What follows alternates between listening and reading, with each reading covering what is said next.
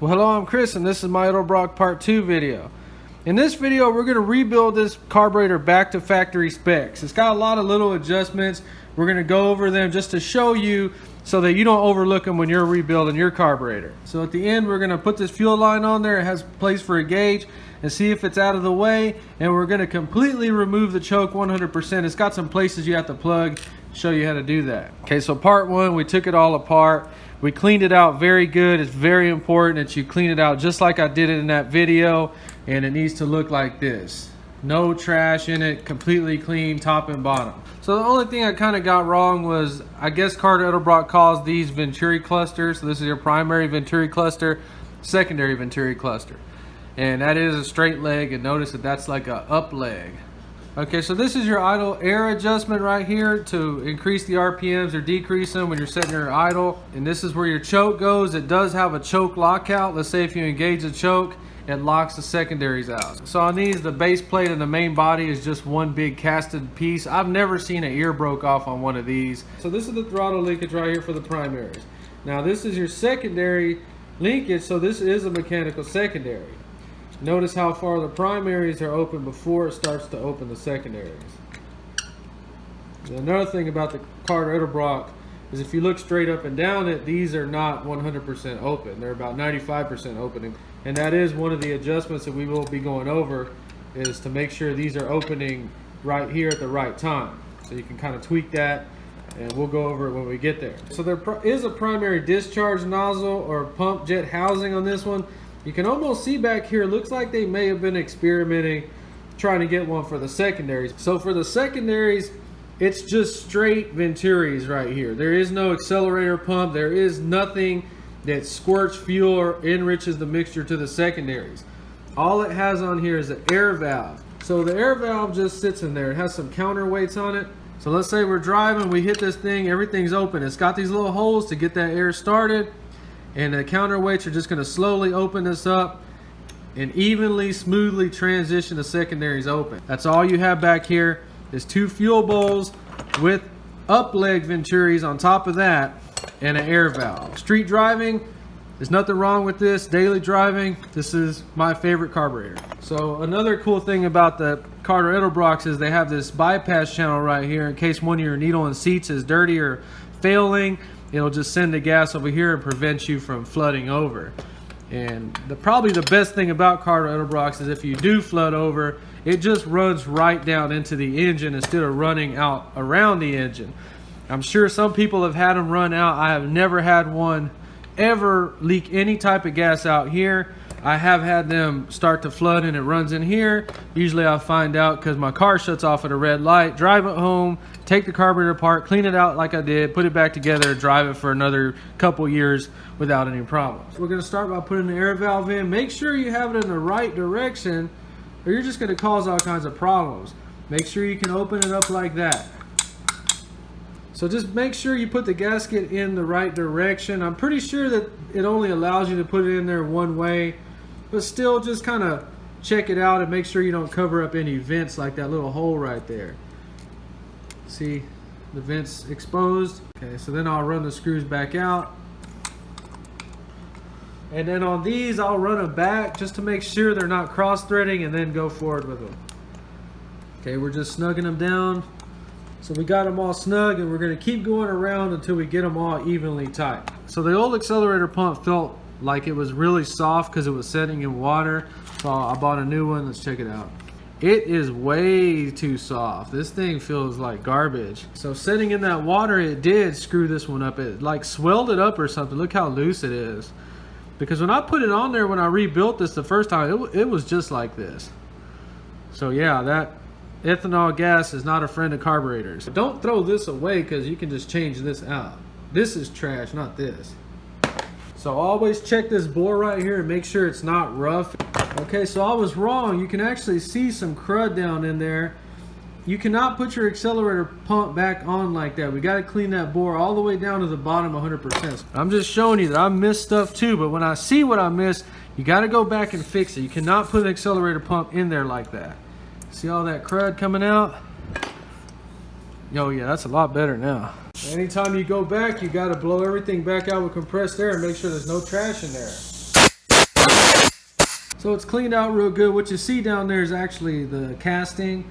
Just make sure you get it cleaned out 100%. Okay, so now we're ready to put our check ball and our brass weight. And in case you got a bunch of check balls laying around, this one is around 40 thousandths. Okay, so the check ball goes in that hole first, and then the little brass weight next. We got our pump jet housing with the correct gasket on there. We're gonna blow this out and just make sure it's 100% clean, because this is where your accelerator pump is gonna squirt. So got that snugged up pretty tight. Okay, so it's got a spring that goes down in there first. Make sure it's seated where it needs to be. Okay, so it's brand new, so I'm just being gentle with it, trying not to scratch it all up. Okay, we're gonna go ahead and put our jets back in.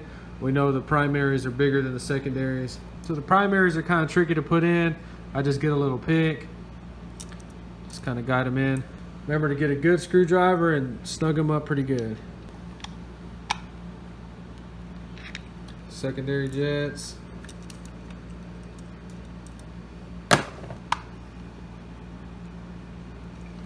And we put our little baffle back in like that.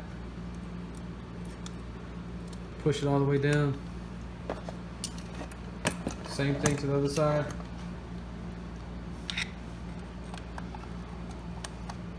Okay.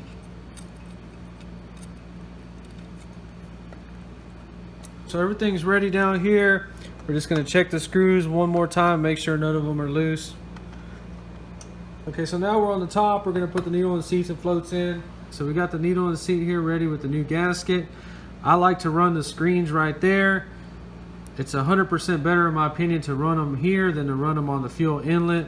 And if you run these together, they're going to hit each other. So I would recommend just running them on both needle and seats, but you can run either way you want it. So needle and seats, if your carburetor wasn't flooded, then you can reuse your needle and seats. These are only about 2 years old. Just clean them out real good and make sure that there's no dirt or crap on them. They look good. Okay, so we got the gasket screen on there. Set it in. Okay, you want to tighten these down pretty good to seal that new metal gasket off. Okay, same thing with the other side.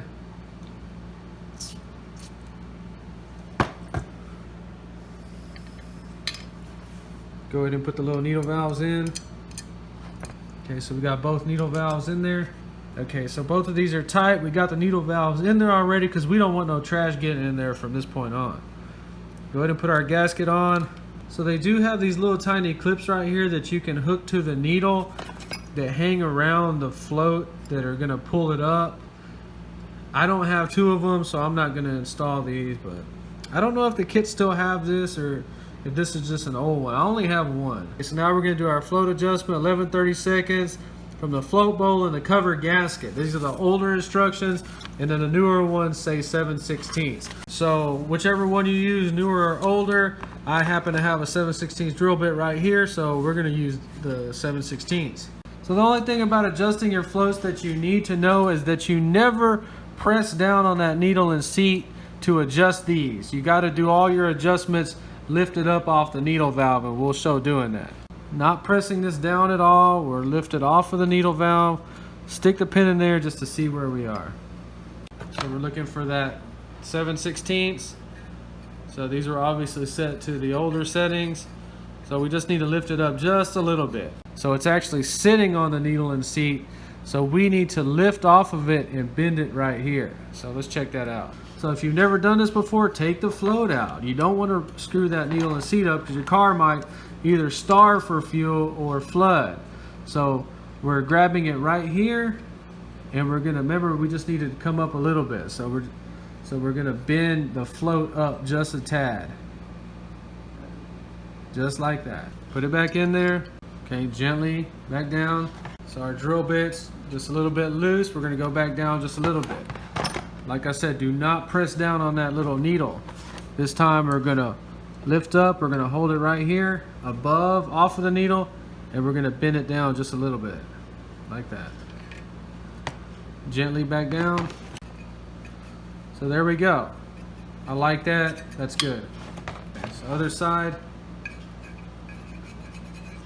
Just so you can see me doing it, we're lifting up right here, and then we're gonna bend it up right here. Back down. Okay.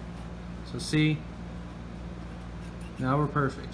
Okay, so that's the float level adjustment. Now we flip it over and we're checking for the float drop adjustment. Okay, so in the older one, 1.25 inches plus or minus 1/4 inch and 15/16. So we're gonna go ahead and do 15/16 or just do 1 inch. Either one works. So it comes with this little ruler. We're gonna set that little black line at 15/16. We got our gasket on here. We're gonna gently flip it over and we're gonna adjust the drop adjustment right here. So, I mean, we could come up just a little bit. Okay, so the drop adjustment, you're gonna adjust this little tab back here. So if we need to come up a little bit, we're gonna adjust it in. So this one's the same way. You're gonna lift up off of the needle and we're gonna push this tab in just a little bit. Just like that. And then we're gonna come back over here and check it, and it looks good. I'm gonna leave it right there. So on the other side, we're gonna come up just a little bit. You can take the float off too to do this one. Let's check that out. So we would just bend this tab in just a little bit. Just like that, float back in. Okay, so now we're at 15/16. It looks good. Flip it back over and check your float adjustment once more. And now we're good. Okay, so now we're gonna put the top back on. We got the floats adjusted perfect. We're gonna have to guide this little accelerator pump shaft. You're gonna flip it over gently and hover it directly over where it needs to go. Get the accelerator pump in there. Okay, get it in place and come straight down with it. Gently, just like that. Okay, so now we get these 8 screws back on this top part. So get them started, work your way around, snugging them up in steps. All right, so we got a little snug. Now we're gonna snug them up a little bit more. So we can go ahead and put in our idle fuel mixture screws, run them all the way down gently until they bottom out, and then turn them out 1.5 turns for initial setting. So until they gently bottom out, half, 1, 1.5. They bottomed out. So we got our time vacuum and then our manifold vacuum. We're gonna run our distributor to manifold vacuum. We do have a PCV valve we're gonna hook up on the car. Okay, so this is the back for the brake booster. A lot of Rochesters that were converted still use that piece. That's what was on there. Or we could just run our 3/8 hose straight to a barb fitting like that. Okay, so we're just gonna use some Teflon tape. Just go around it a couple times like that. Always make sure it's clean on the inside and just a little bit more than snug. Okay, so on these Carburetor brocks, they have the rod to the accelerator pump and a 3-position arm. This is the first of our factory settings we're going to go back to. Very important that you look on your instructions and find out what model carburetor. See, we have a 1407 and it clearly shows we use a top hole. So once we get it in the top hole, we're looking for 13-30 seconds from the base of the carburetor to the top of that shaft. So we're gonna go ahead and mark 13-30 seconds. These are already in 30 seconds, 13 right here. Okay, so this is the way the rod goes. It's gonna hook into that one with no clip. The clip actually goes on the top. Okay, so we get this arm ready, this little clip, and then this is gonna go through the shaft. Now we're gonna gently push this down because it's brand new until we can get this screw started. Be careful with this screw. It has to go through both sides. If you don't, it'll start to stretch this metal piece out and screw everything up. Now with that push down, we're gonna put the rod on the top hole. Okay, so we're gonna back this idle out to seat the throttle blades in the bores. So just until this stops moving. It stopped moving already. Okay, so we're measuring from the base, the top of this base to the top of that pump shaft, and we're way too high. So we're gonna bend this rod in a little bit to get that lower. So just unhook it from there, slides out.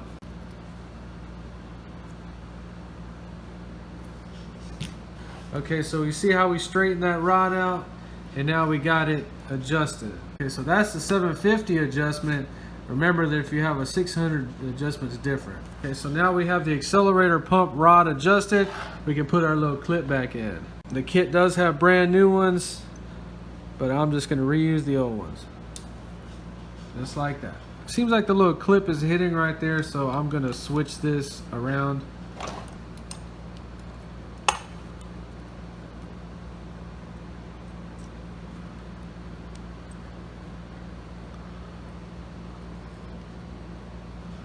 Okay, so having that little clip in there the other way, it was actually hitting on the top of the cover, and it was not allowing the throttle blades to open all the way. So check that out. Now everything looks good. And then just to start off, we'll just adjust the idle where it's not all the way closed, just a little bit. We got our accelerator pump rod adjusted correct, back to factory specs. Now we're gonna flip the carburetor over gently, and we're gonna check and adjust when the secondary is open. So beware of this choke lockout. See, upside down, it's automatically locking the secondaries out. So just remember that. See, we're gonna remove that. That's why we're taking all this crap off when we get this done. So now we're gonna adjust the secondary throttle valve opening. So we need 13-30 seconds. It's the same on the old instructions too. So let's see how we do that. Remember that choke lockout. So we got it just like the picture. So these little rulers are already in 30 seconds. So 13's right here. Okay, so we're just gonna mark that on both sides. So we need this line to be right here at the edge of this bore whenever the secondaries start to open. So let's get our ruler ready. Okay, you can see the secondaries opening, and we're not quite there. So they're just opening a little bit too soon. Okay, so mine are opening too soon, so we need to kind of straighten out that rod a little bit, so let's do that. Me personally, not in a million years would I ever try to bend this on the carburetor. Let's get these little things out. Just gonna try to straighten it out just a little bit. Okay, it's easy to do it. Okay. So now we can see that our secondaries are opening right there. All right. So we got that adjusted. Everything looks good. All right, now the next adjustment is, it says you don't want the secondaries straight up and down 100%. You want them 95% open. So we're gonna open them all the way, and you can see clearly that they're not 100% open. If you need to adjust them, you're gonna bend this little tang up or down until they stop like that. So we're just gonna watch for them to close right there. Okay, so that's good. Just double check it before you go with it. All right, so now let's take off this freaking choke that's been giving me a headache this whole time. So we're just gonna take this off, save it, give it away to somebody, do whatever you want. I just gotta get this off of here. So we took the rod off in disassembly, we're just not gonna put it back on. So that's all you do there. You can just leave that alone. There's no holes, no vacuum leaks. So I'm taking this choke off because I live in Houston, Texas, and you really don't need a choke. So get this piece off. Okay, so these are all 3/16 and they're super tiny. Let's get them off.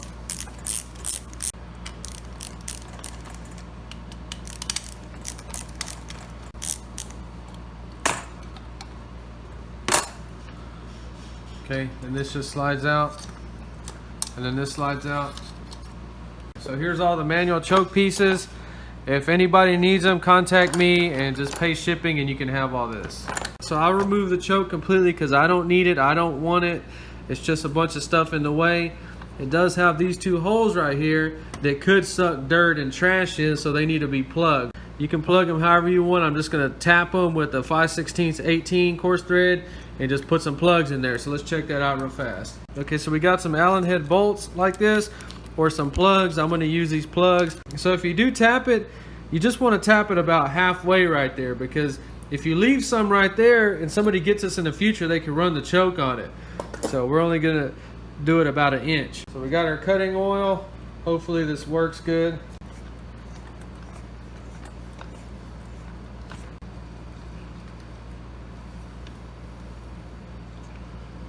So now we got to blow it out with some compressed air and clean all this stuff out of there.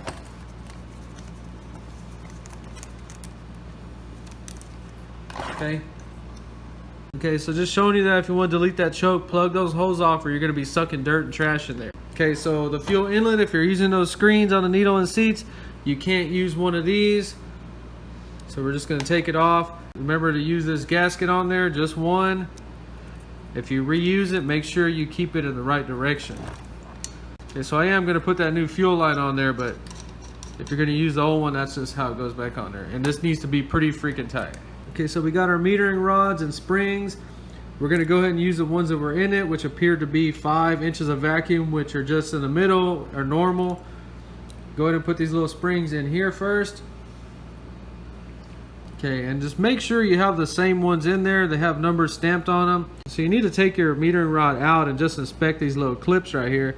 They're real thin and they can rust apart and just flake out on you. So these look good. These are the original ones, probably 30 years old.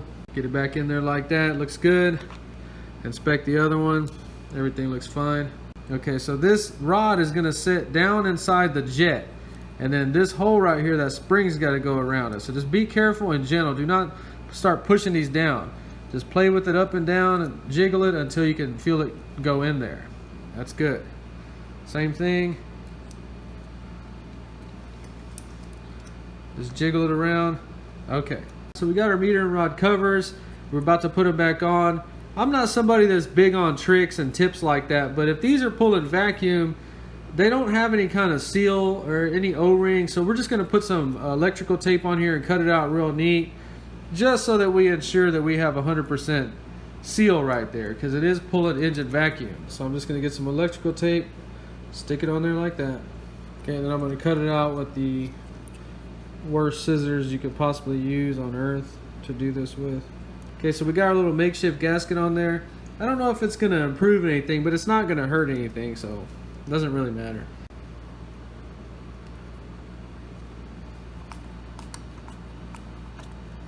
So I feel good. I sealed those off.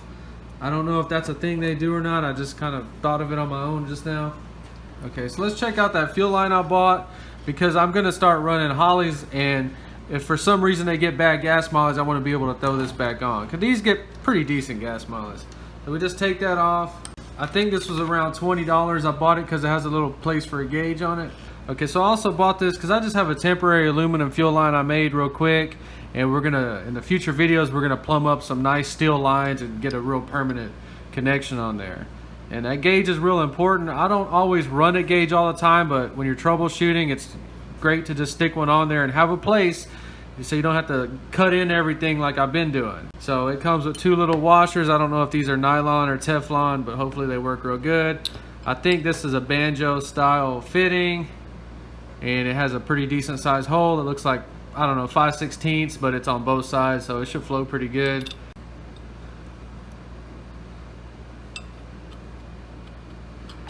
Okay, so we just kind of get it on there like that. It looks like it should have a little more threads on it than that, but hopefully that works. Okay, so for I think $18, I should have bought one of these 18 years ago. I've always ran freaking 3/8 lines with filters all dangling and hanging around, and I'm done with that kind of stuff. So all that looks real good. Now let's talk about this fuel filter. So I used to not like these because it seemed like whenever they got old or a couple of years went by, they would actually get loose. So it's a piece of glass, and it has some kind of like O-rings in there that just kind of tighten it all together. So I used to hate these right here. And I used to always run these ever since I was 15 or 16 years old. Now look at what's been going on. This is the second one I've bought, and it has detached itself right there. I have never had this happen before when I was young. I used to run these when I was 16 through about 29 years old, and I've probably bought about 15 of these in my life. And now all of a sudden in 2015 or 16, that one had the ethanol that separated and had water, and I thought that that was the reason for it. This one didn't have any water on it, and it broke right there. So you can see it had a little bit of trash in there, and thank God I had those filters on the needle and seats and it caught all the trash. But this is a freaking problem. This is a micro guard, and these are like $3.99. They're real cheap, but I am done with this. I wish I had the receipt. I'd go freaking throw this on the table and get my money back, because this is bad, real bad. So 2 in a row that's separated from micro guard. If y'all know about this, and maybe there's another brand that makes these that do not separate, let me know. And probably you need to go out there on your car if you have one of these and you need to check. It wasn't broke off all the way like that. It was kind of at an angle. So you seriously need to check this out, because this is a problem. And I'm done with these for right now. Okay, so I thought these were cheesy when I was 15, 16 years old, and I still do. But I need a filter that I can see what's going on in there because I have an old original gas tank that I coated on the inside with something I got from Summit. And in the future, whenever I buy a new gas tank, then I'm just going to buy, you know, some kind of professional, probably expensive fuel filter. But for right now, that's why I'm using this one. Okay, and I know it's an ugly carburetor, but this thing was 15 years old when I bought it 15 years ago. So this is a probably 35-year-old carburetor, and the finish was already gone when I got it. So just trying to give you an idea how to rebuild your Carburetor edelbrock. If you enjoyed the video, please like and subscribe, and thanks for watching.